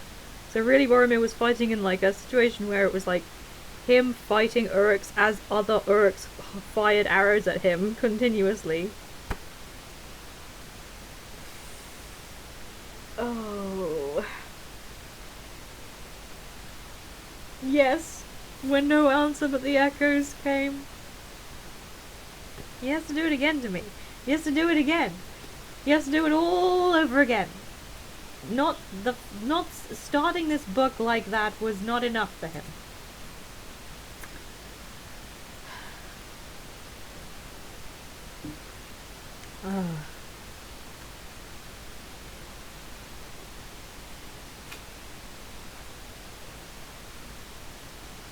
The Boromir was fighting with arrows in it. Anyway, I suppose I was knocked on the head, he said to himself. I wonder if poor Merry is much hurt. What has happened to Boromir? Why didn't the orcs kill us? Where are we and where are we going? He could not answer the questions. He felt cold and sick. I wish Gandalf had never persuaded Elrond to let us come, he thought. What good have I been? Just a nuisance, a passenger, a piece of luggage. And now I have been stolen, and I am just a piece of luggage for the orcs. I hope Strider or someone will come and claim us. But ought I to hope for it? Won't that throw out all the plans? I wish I could get free. He struggled a little, quite uselessly. One of the orcs sitting near laughed, and said something to a companion in their abominable tongue. Rest while you can, little fool, he said, then to Pippin, in the common speech, which he made almost as hideous as his own language. Okay, so that does mean I do have to be like, rest while you can. We'll find a use for your legs before long. You'll wish you had none before we... You'll wish you had none before we get home. If I had my way, you'd wish you were dead now, said the other. I'd make you squeak, you miserable rat. He stooped over Pippin, bringing his yellow fangs close to his face. He had a black knife with a long, jagged blade in his hand. Lie quiet, or I'll tickle you with this, he hissed. Don't draw attention to yourself, or I may forget my orders. Curse the Isengarders. Ugh, look. Ooh, there's some black speech to say here. Ugh, look.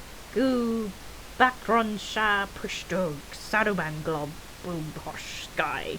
He passed into a long, angry speech in his own tongue that slowly died away into muttering and snarling. Terrified, Pippin lay still, though the pain at his wrists and ankles was growing, and the stones beneath him were boring into his back. To take his mind off himself, he listened intently to all that he could hear. There were many voices round about, and though orc speech sounded at all times full of hate and anger, it seemed plain that something like a quarrel had begun, and was getting hotter. To Pippin's surprise, he found that much of the talk was intelligible. Many of the orcs were using ordinary language. Apparently the members of 2 or 3 quite different tribes were present, and they could not understand one another's orc speech. Oh! There was an angry debate concerning what they were to do now, which way they were to take, and what should be done with the prisoners. Oh god, there are so many orcs that I have to... There are so many orcs I have to voice. I suppose they're all going to have to be the same. I'm interested orcs all have unique languages to their tribes. Like all orcs have dialects. This is a culture. I hate talking so much. He's made like a whole culture that we have to just accept. It is just fucking okay to be killed at all times, and I hate him. Yes, I know the best part's coming. Hang on. Let's get some water before I... We're going to have to do it all in the same... It's all going to be in the same... in the same manner, but we'll be alright. It'll be alright. Alright.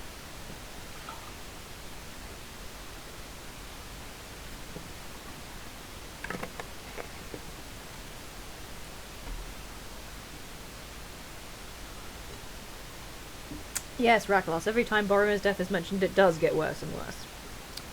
It gets more heroic as well. I totally forgot that he, won the first battle. He came along and just killed so many fucking orcs. They were like, okay.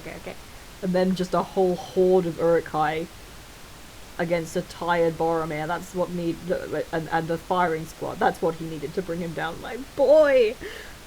Anyway.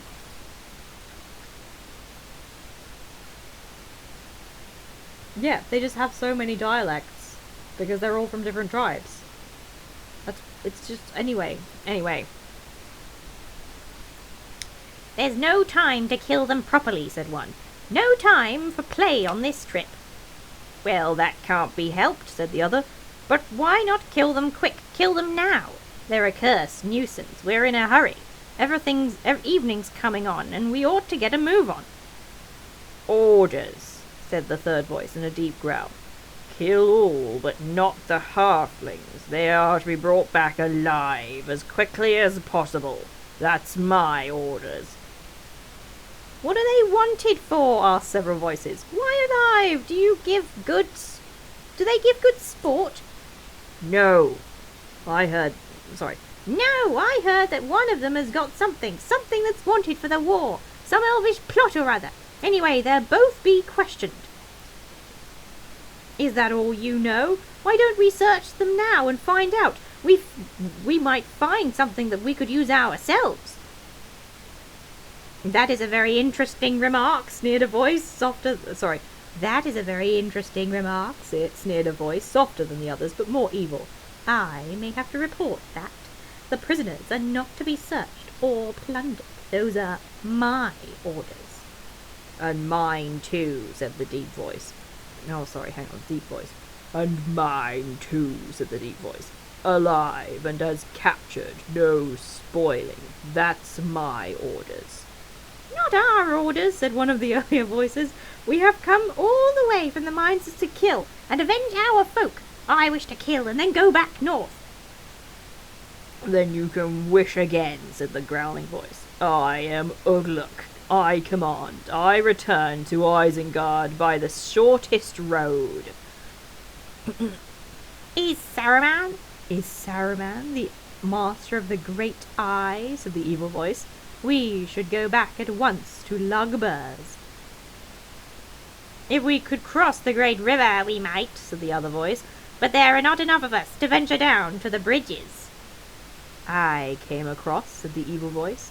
A winged Nazgul awaits us northward on the east bank. Oh God, there are so many orcs.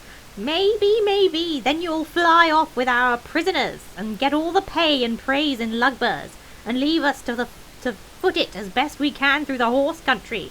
No, we must stick together. These lands are dangerous, full of foul rebels and brigands. Aye, we must stick together, said Ugluk. I don't trust you, little swine. You've got no guts outside your own sties. But for us, you'd all have run away. We are the fighting Uruk-hai. We slew the great warrior. We took the prisoners. We are the servants of Saruman the Wise, the White Hand, the hand that gives us man's flesh to eat. We came out of Isengard and led you here, and we shall lead you back by the way we choose. I am Ugluk. I have spoken. You have spoken more than enough, Ugluk, sneered the evil voice. I wonder how they would like it in Lugbers. They might think that Ugluk's shoulders need relieving of a swollen head. They might ask where his strange ideas come from. Did they come from Saruman, perhaps? Who does he think he is, setting up on his own and with his filthy white badges? They might disagree with me, with Grishnak, their trusted messenger, and I, Grishnak, say this. Saruman is a fool, and a treacherous fool, but the great eye is on him. Who's saying this? Swine, is it? How do you folk... Oh, sorry, it's still him.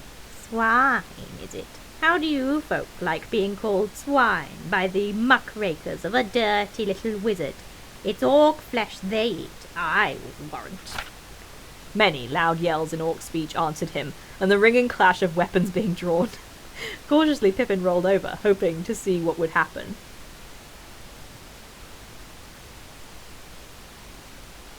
What have people been saying? What a hideous orc voice. Thank you so much. Oh, Jesus, the voices. I'm glad you liked the voices. I'm glad you liked the voices. Get him, Grishnak. Yes, I rather like Grishnak. I rather like Grishnak. Yes, it is good that they... Oh, no, Des! No, you... We're not going there. He's very well kept by the river. The Anduin is being nice to his bones. Anyway. That was actually quite fun. That was quite fun. That was quite fun. I do like Grishnak's voice. I'm rather into it. His guards had gone. Cautiously, Pippin rolled over, hoping to see what would happen. His guards had gone to join in the fray.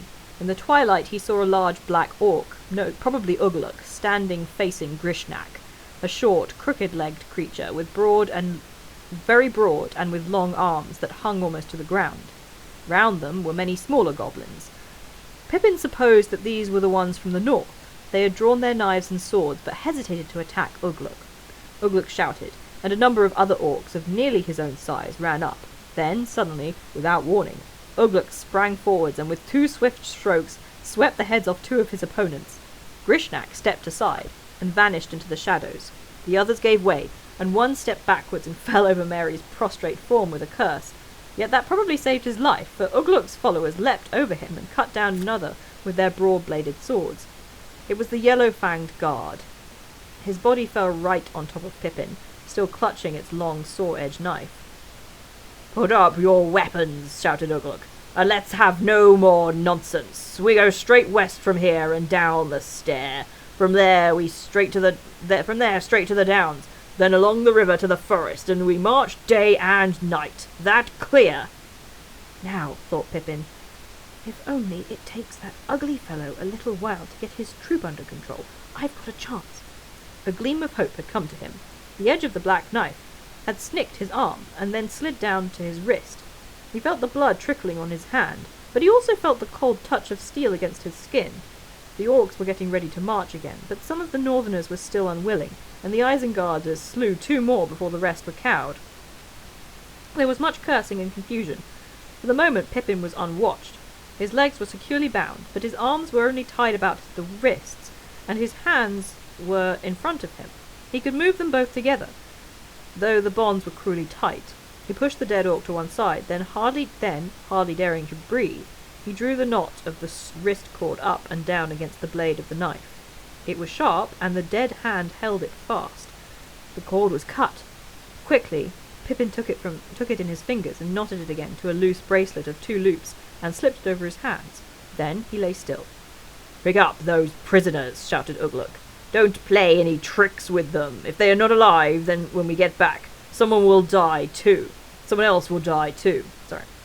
An orc seized Pippin like a sack, put its head between his tied hands, grabbed his arms, and dragged them down until Pippin's face was crushed against its neck. Then it jolted off with him. Another treated Merry in the same way. The orc's claw-like hands gripped Pippin's arms like irons. The nails bit into him. He shut his eyes and slipped into evil dreams. Suddenly he was thrown onto the stony floor again. It was nearly night, but the slim moon was already falling westward. They were on the edge of a cliff that seemed to look out over a sea of pale mist. There was a sound of water falling nearby. "The scouts have come back at last," said an orc close at hand. "Well, what did you discover?" growled the voice of Ugluk. "Only a single horseman. He made off westwards. All's clear now." "Now, I dare say, but how long, you fools? You should have shot him. He'll raise the alarm. The cursed horse breeders will hear us by morning. Now we'll have to leg it double quick." A shadow bent over Pippin. It was Ugluk. "Sit up," said the orc. My lads are tired of lugging you about. We have got to climb down, and you must use your legs. Be helpful now. No crying out, no trying to escape. We have ways of paying for tricks that you won't like, though they won't spoil your usefulness for the master. He cut the thongs around Pippin's legs and ankles, picking him up by his hair, and stood him on his feet. Pippin fell down, and Ugluk dragged him up by his hair again. "Oh dear." Several orcs laughed. Ugluk thrust the flask between his teeth, and poured some burning liquid down his throat. He felt a hot, fierce glow flow through him. The pain in his legs and ankles vanished, and he could stand. So, here we have to come to a point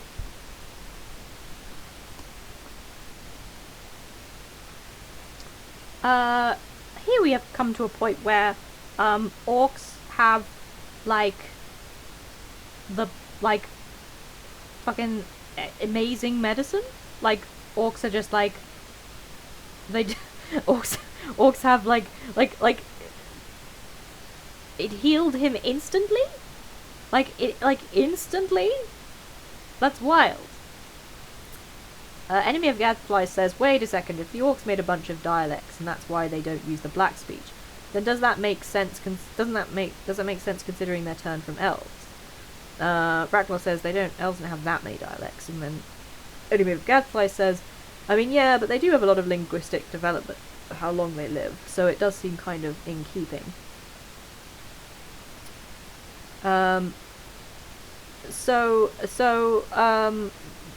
Again, Tolkien did tell us that them coming from orcs is now non-canon. I mean, no, it makes complete sense. It makes absolute sense that orcs would have lots of different dialects. But the fact that I'm most angry about is that, because, so just to elaborate on that, it makes sense because the orcs don't talk to each other. They are, well, as in the different tribes don't talk to each other usually. Like so you have Northern Orcs, and then you have Sauron's Orcs, and then you have Saruman's Orcs, and they all hate each other. Or at least they apparently do. And so it would make sense that them living isolated, they would talk just to each other and then make different dialects. The issue I have is that different dialects means that they both discuss things together and have a society and have culture and have history and all of this stuff. And so it means but we're still killing them we still are acting as though we have to assume and act as though they are just cannon fodder. So it's just difficult and irritating that he does this. Enemy of Gadfly says, wait, what? Where did orcs come from then? I swear I read the Turn from Elves thing in the Silmarillion. Yes, so a few things were uncanonized by Tolkien. And the elves were definitely part of it. He started off thinking that they were going to be elves, and then I think the eventual end point was that he decided that they were mutated humans. Either that, or they were a whole like a bred from the earth kind of thing. But I don't think that was the canon one, because that would mean that Morgoth had created a whole new race of his own, which isn't possible. Shouldn't be possible in the canon. So I think they were mutated from humans at the end of Tolkien's dithering about it. I hate it because the turn from elves part is so cool as a concept. I have a post about this somewhere about having elves having a manifest of the traumas of their early years is a cool concept, and I wish he'd done something with it, but here we are. We have to. But the only I mean, I prefer the canon that they come from elves. That's just how I do it, how I think about it. But in the book, I think Tolkien is already not thinking that way. I think, not sure. We'd have to fucking ask him. Anyway.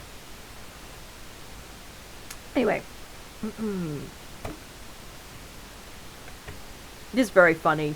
The orc's by the way, the scouts have come back. We only found a single horseman and then he just left, so it's fine now. They're so dumb. They're so fucking dumb. How are you this dumb? Sorry, Prince of Calder says, Prince of Calder says, makes sense to be honest. How else do you expect orcs to keep fighting so much? Yeah, it makes total sense for them to have it, but it's still, I mean, sort of, but it's still wild that the orcs have such incredibly advanced medical shit. This is medicine that they had to have made, we assume. By the way, the stream just passed one of my favorite parts, which is this guy just sitting on the edge of a fountain with another dude throwing water over him, he obviously had a day. But yeah, it's again, it's another extra added aspect of orcish culture and technology, which is better, because they throw around this stuff like nobody's business. Mirror Miravor is precious, and you're only allowed like one bottle of it. The orcs can fucking throw around this grog shit, like they all down it so much. So obviously it's easy to make, and it works for humans too. Like it works for Merry and Pippin, so it must work for humans too. So like, it's yeah. Yeah. Raklos says he really tried hard to make a possibly soulless, consistently evil race and made a big mess in the process. Yeah, I don't like that having many dialects is presented as an example of their evilness, essentially. Yeah. 7 Stars 7 So says, is that what's going on? I kind of see it as an inner philologist couldn't hold back, and couldn't countenance the probability of there being no dialects after a point in time. I guess he could have been that way, but he didn't think about it that much then, in that case. It's irritating. Anyway. And admittedly, Raglos's point, like, he is English. I mean, it's the problem is that Tolkien is English. So, the concept of lots and lots of dialects, certainly, there are opinions that he would have held as an Englishman living amongst the Irish and Cornish and Devonshire and Scottish and stuff, and he and the English treatment of those folk. You know, there's precedent for him not liking it and being So I'm making them all very English. Anyway, so.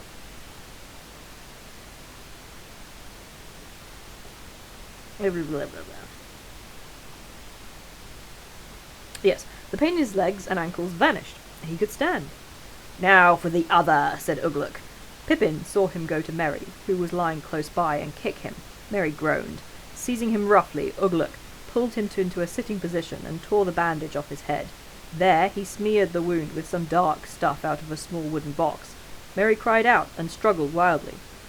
The orcs clapped and hooted. Can't take his medicine, they jeered. Doesn't know what's good for him. We shall have some fun later. Oh! The orcs have the same exclamation as elves. They both go, aye. Maybe he was thinking of them as elves before this. Anyway, but at the moment, Ugluk was not engaged in sport. He needed speed and had to humour unwilling followers. He was healing Merry in orc fashion, and his treatment worked swiftly. Again! So we have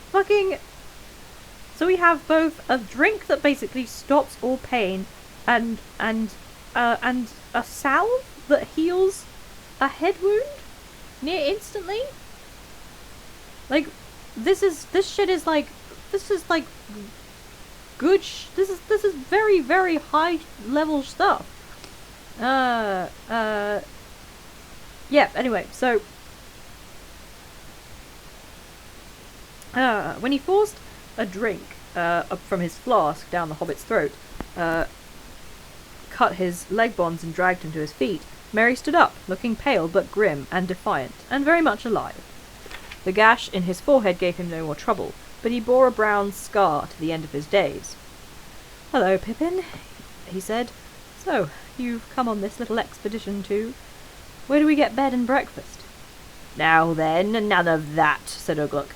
"Hold your tongues. No talk to one another. Any trouble will be reported to the other end, and he'll know how to pay you. You'll get bed and breakfast all right, more than you can stomach." The orc band began to descend a narrow ravine leading down into the misty plain below. Merry and Pippin, separated by a dozen orcs or more, climbed down with them.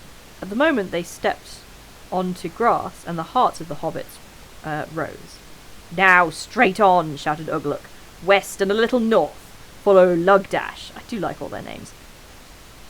But what do we do? What are we going to do at sunrise? said some of the northerners. "Go on running," said Ugluk. "What do you think? Sit on the grass and wait for the whiteskins to join the picnic." Oh God, no. Ugh. Oh God, really? Oh, that's rough. That's real rough. Oh, this book is so racist. It's such a racist book. Oh God.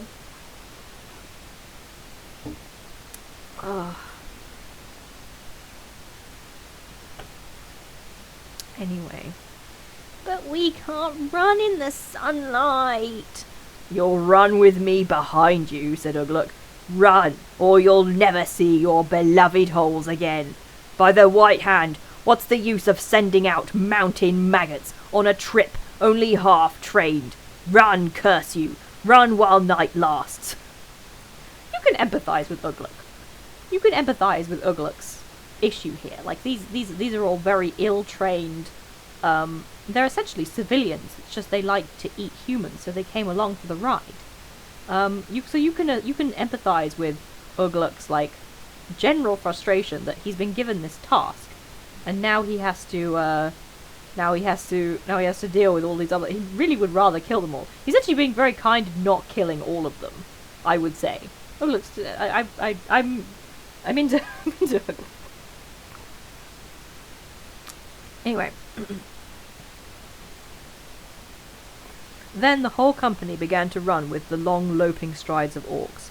They kept no order, thrusting, jostling and cursing, yet their speed was very great. Each hobbit had a guard of 3. Pippin was far back in the line. He wondered how long he would be able to go on at this pace. He had had no food since the morning. One of the guards had a whip, but at the present the orc liquor was still hot in him. His wits, too, were wide awake. Every now and again, there came to into his mind unbidden a vision. Oh my goodness, that didn't work out. Every now and again, there came into his mind, unbidden, a vision of the keen face of Strider, bending over a dark trail, and running behind. But what could even a ranger see, except a confused trail of orc feet? His own little prince and Merry's were overwhelmed by the trampling of the iron-shod shoes before them and behind them, and about them. They had gone only a mile or so from the cliff, when the land sloped down into a wide, shallow depression, where the ground was soft and wet. Mist lay there, pale glimmering in the last rays of the sickle moon. The dark shapes of the orcs in front grew dim, and then were swallowed up. "Aye, steady now!" shouted Ugluk from the rear. The sudden thought leapt into Pippin's mind, and he acted on it at once. He swerved aside to the right, and dived out of the reach of his clutching guard, head first, into the mist. He landed sprawling on the grass. "Halt!" yelled Ugluk. There was a moment's turmoil and confusion. Pippin sprang up and ran, but the orcs were after him. Some suddenly loomed up right in front of him. "No hope of escape," thought Pippin, "but there is hope that I have left some of my own marks unspoilt on the wet ground." He groped with his 2 tied hands at his throat and unclasped the brooch of his cloak. Just as long arms and hard claws seized him, he let it fall. "There, I suppose it will lie until the end of time," he thought. "I don't know why I did it. If the others have escaped, they've probably all gone with Frodo." A whip thong curled around his legs, and he stifled a cry. "Enough!" shouted Ugluk, running up. "He's still got to run a long way yet. Let 'em both run. Just use the whip as a reminder." "But that's not all," he snarled, turning to Pippin. "I shan't forget. Payment is only put off. Leg it." Neither Merry nor Pippin remembered much of the latter part of the journey. Ugh.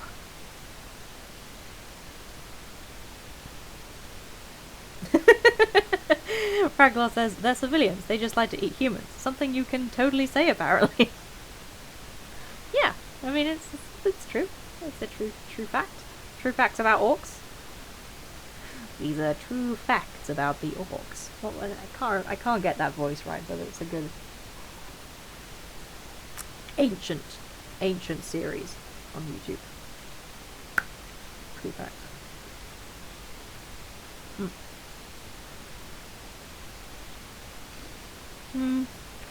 Where are we going to stop?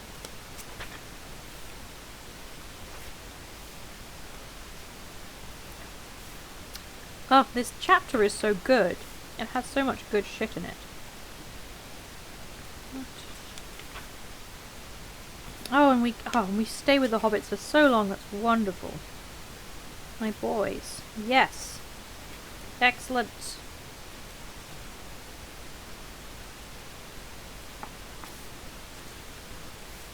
My God. Wonderful. Oh, we have so much. We have so much to go. A wonderful amount of just hobbits to go. And that's ugh, what a lovely break we shall have for a while. A lovely Aragorn break we shall have for a while. I might stop. Actually, you know what? That's probably the best place to stop right now. Yeah. Yeah.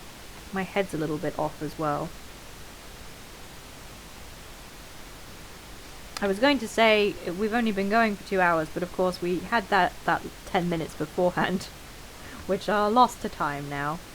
But yes, I'm afraid I think that's probably going to be it for tonight. My head's a little bit weird.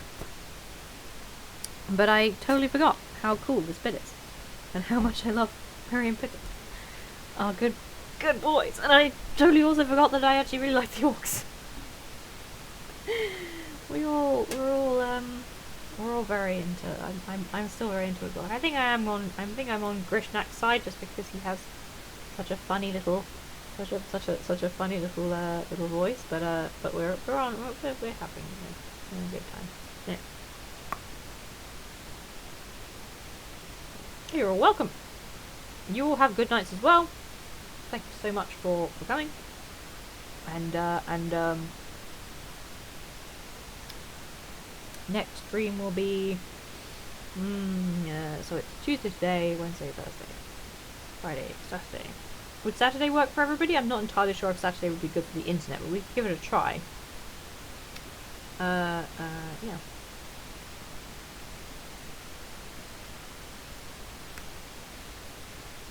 Yes, no elf, no Aragorn, no Gandalf.